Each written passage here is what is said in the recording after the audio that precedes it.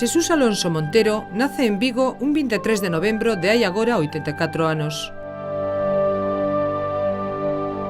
Aos poucos anos, moi mociño aínda, marcha cos seus pais para Ventosela, deixando atrás os terroríficos acontecementos da sublevación militar que viviu na taberna El Recreo que resentaban os seus pais na rúa Urzaiz.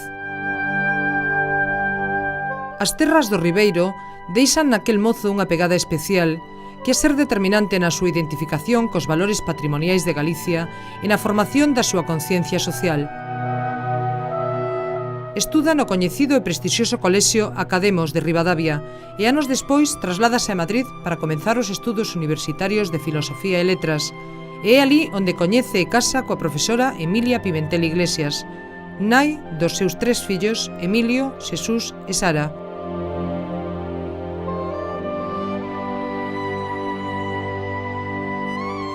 Despois de varios anos lonxe da terra, Alonso Montero é destinado ao Instituto Masculino de Lugo, onde desenvolve unha actividade incesante.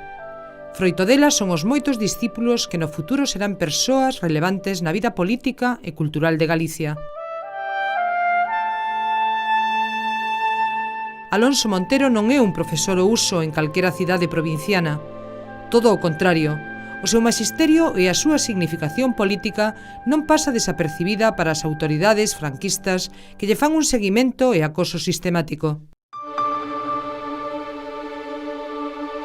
No ano 1964, asiste en Ourense o banquete celebrado no Hotel Roma, organizado co pretexto de despedir a Celso Emilio Ferreiro, que marchaba para Venezuela. En realidade, aquel xantar agochaba outra intención: apoiar os labregos de Castrelo de Miño polo atropelo dunhas expropiacións inxustas promovidas polo réxime para favorecer a Fenosa. Alonso Montero, xunto con Luís Soto, Méndez Ferrín e Amadeo Varela, son os verdadeiros artífices daquel acto, no que don Ramón Otero Pedrallo acusou a Fenosa de levar a cabo un atropelo que calificou de feudalismo hidroeléctrico. Máis tarde visita América, convidado polas colectividades galegas, pronunciando múltiples conferencias e establecendo contactos con intelectuais no exilio. Xa en Galicia, sen canseira, percorre o país participando e promovendo mesas redondas, pronunciando conferencias alí onde o chaman e despertando o interese do público alí onde vai, converténdose nun dinamizador cultural de excepción.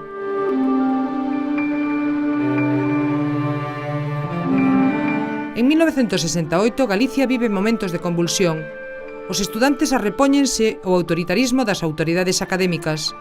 Manifestos, conferencias, recitais musicais son os medios para mobilizar a universidade. Alonso Montero está presente tamén neste movimento.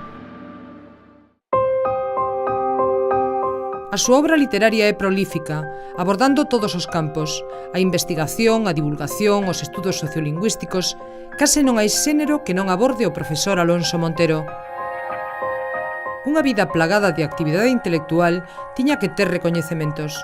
Ingresa na Real Academia Galega no ano 1993 e a Universidade Nacional de Educación a Distancia nomea o doutor honoris causa no ano 2010.